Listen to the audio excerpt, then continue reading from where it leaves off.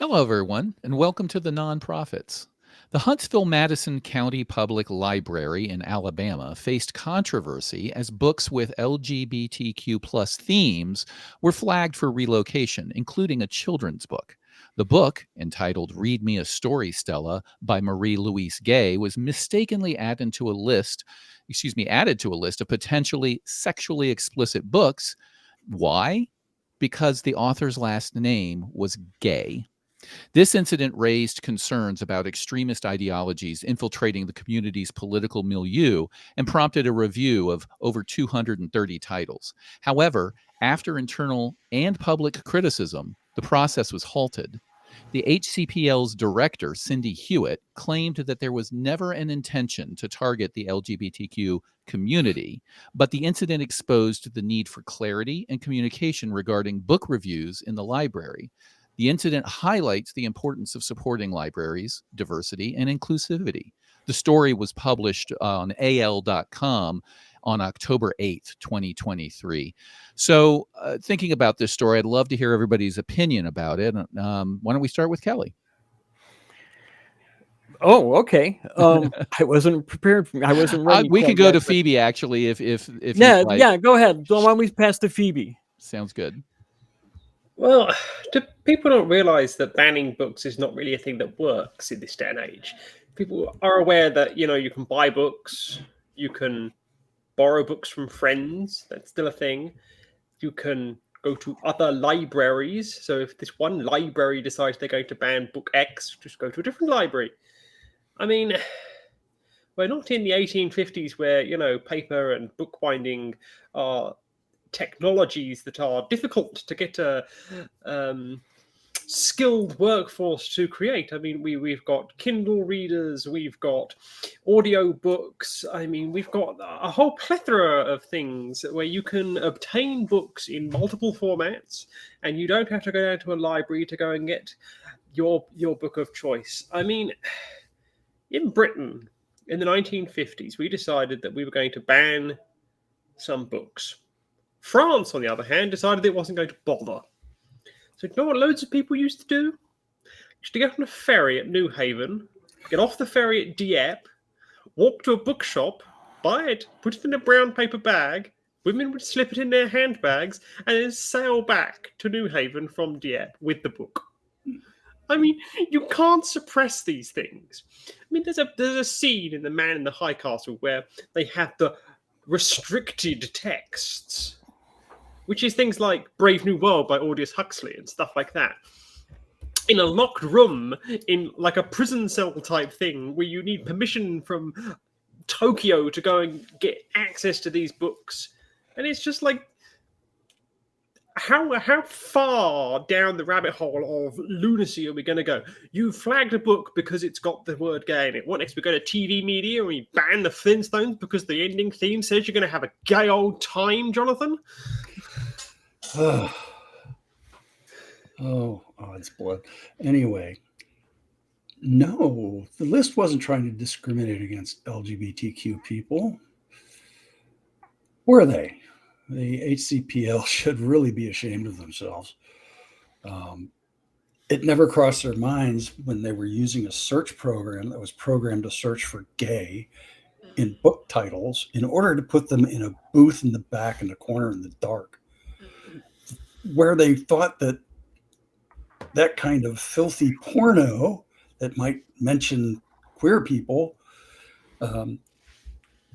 in kids' books belong.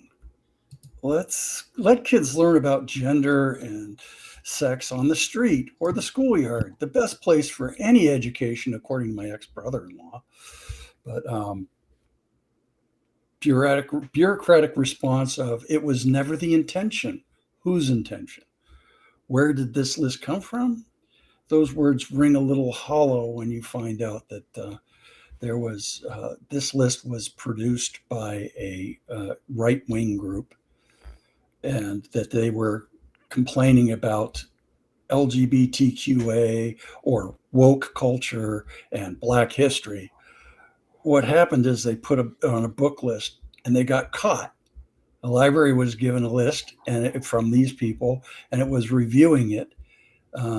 in doing what librarians do, review books to see if they're appropriate for their library. That's what librarians do.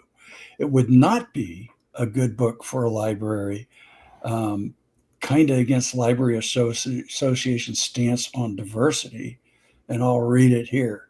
The library profession recognizes the critical need for access to library information and resources, services, and technologies by all people, especially those who may experience language or literacy-related barriers, economic distress, cultural or social isolation, physical or attitudinal barriers, racism, discrimination on the basis of appearance, ethnicity, immigrant status, religious background, sexual orientation, gender identity, gender expression, or barriers to equal education, employment, and housing.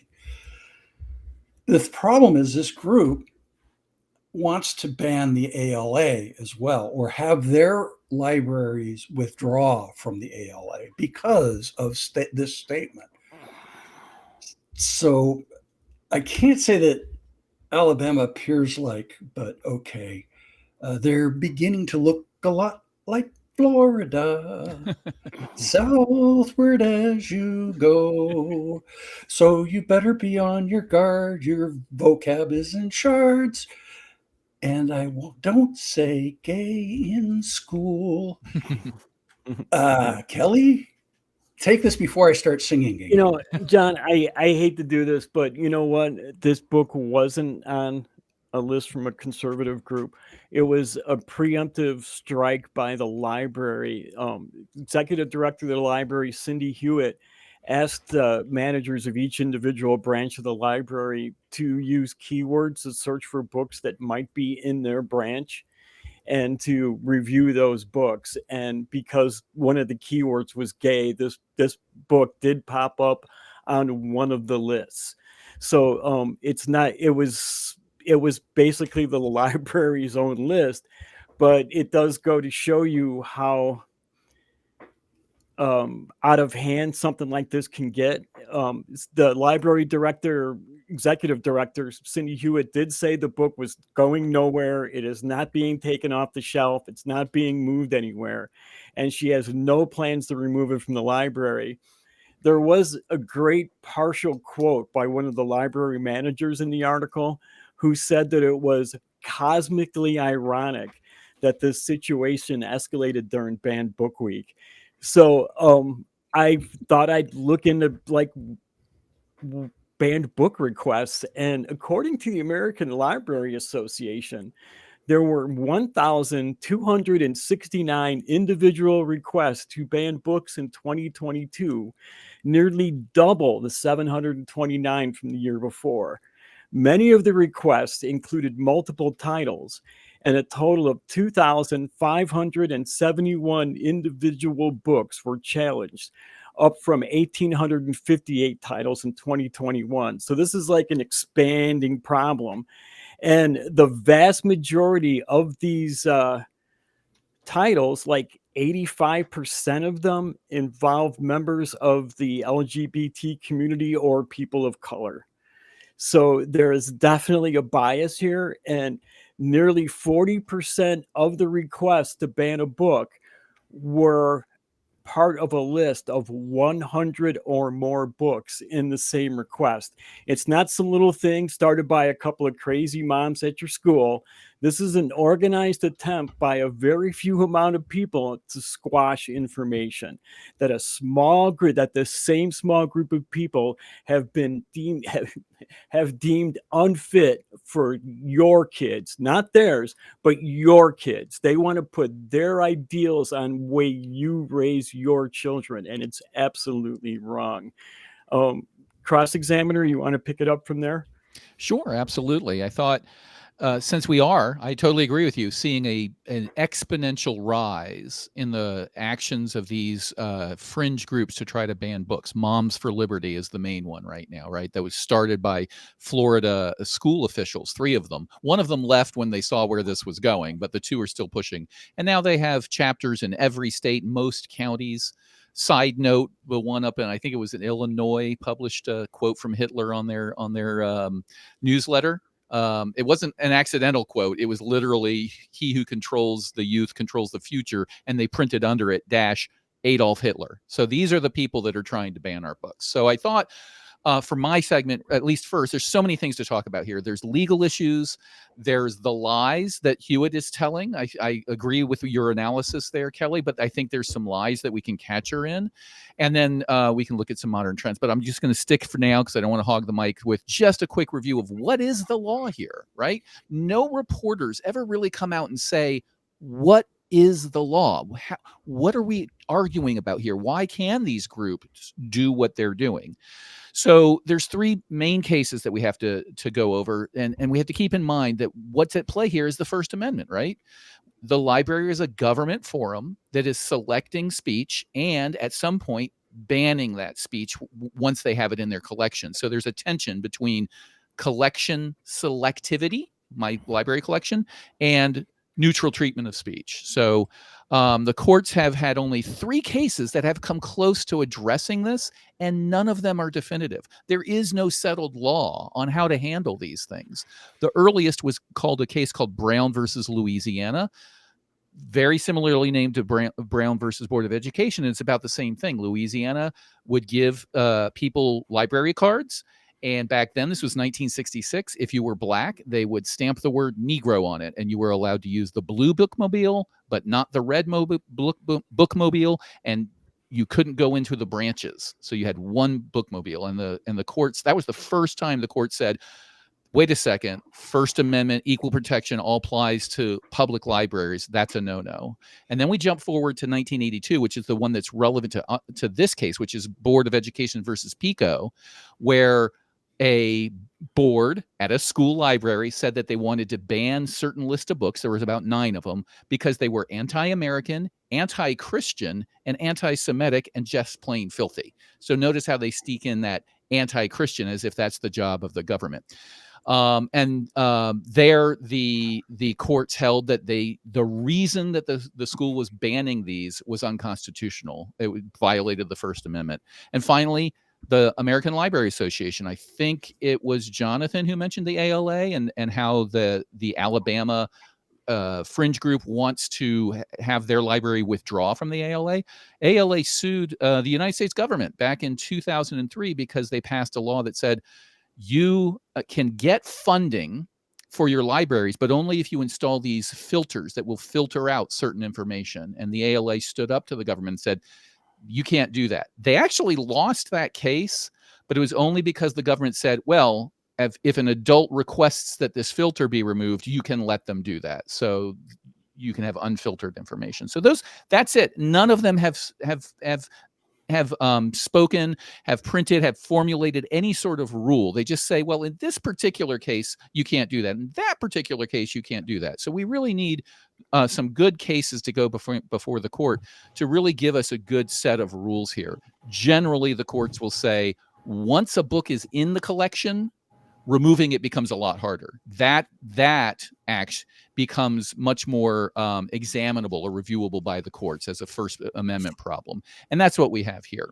So I have a lot more to talk about here on the lies of Cindy Hewitt that we could review, but I thought I'd check in with the rest of you, like Phoebe. Do you have anything else to observe here? So you bring up the law, and you remind me of the provision of the Patriot Act, which said that your library records can be searched, that you can go and search your library records. And if that isn't one of the biggest invasions of your freedom of speech, what books you're taking out of the library, what books you're reading in your own home, which you have taken from a public space funded by public money, and the government saying that the FBI have the right to go and invade that most precious sanctity of what's going on in your mind, what information you're putting in your mind, is something really quite dangerous. And it showed the absurdity of governments and organizations at all levels trying their very best to regulate libraries in a way which seems to get to the level of absurdity. Because you used to have the piece of paper that they'd put up on the side that says that this library has not been asked for a records request by the Department of Homeland Security. They couldn't say they had, but they could say they hadn't. And if that piece of paper disappeared, then they were getting around the law because they weren't telling people they were, but they also weren't telling people they weren't. Yeah, they put at the bottom of that sign, they said, keep an eye on this sign. Yes. Those librarians were sassy. Yeah, keep an eye on this sign. If this sign disappears, keep an eye, watch this space and things like that. And it goes to show that there is a very odd relationship that people seem to have with the libraries and library books. I mean, I remember there was a library that tried to ban Fahrenheit 451, which is a book about banning books, for crying out loud. If that doesn't strike you as irony of ironies here, we need to stop what I see as these Neanderthals with narrow minds trying to make us all into Neanderthals with narrow minds again. Because this is where these library bans end up. And we end up with these absurd situations where you have people deciding what is and is not publicly decent, publicly moral, and what other people should be putting into their own brain. And I can't see it as anything other than the least American thing you would ever want to do is to pry open the trapdoor of somebody's brain, peer your head in and go, oh, I don't like that. Oh, I like that. Oh, you're fine. Because that's where it ends up with this nonsense, because you're saying you can't put this bit of information in, you've got to take this bit of information in, or you looked at that bit of information, and it just all spirals out of all control, and it just gets to the point where it hurts my head, ironically. And I just go, why are we bothering worrying about the little things? And I'll tell you why. Because if you worry about the little things and you push back on the little things, you stop the America's Cup sailing past you when they get away with the big things. John?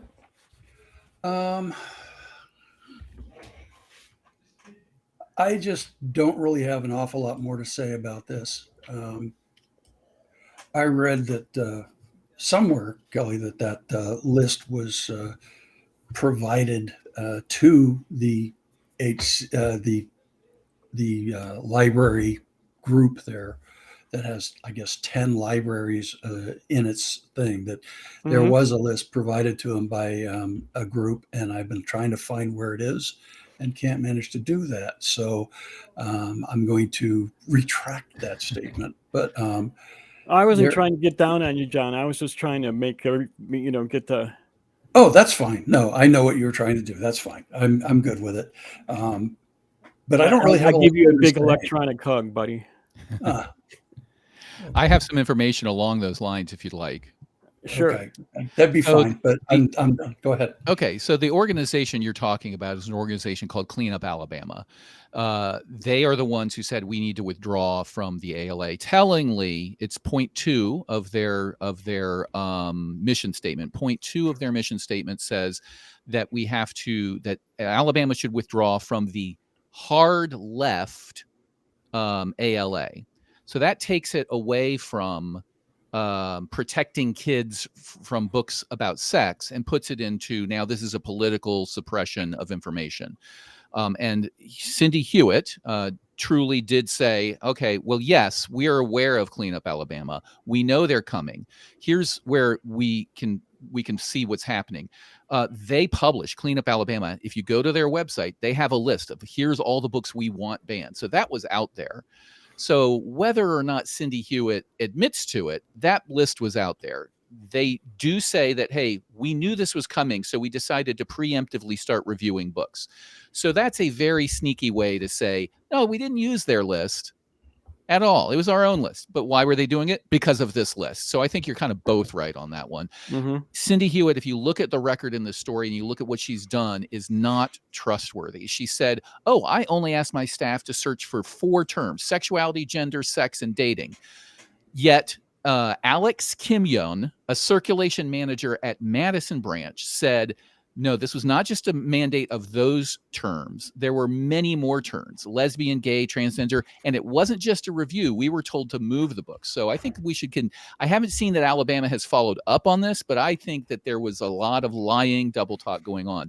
The AL.com, who ran the story, did do a good analysis, and they reviewed all of the books that were affected.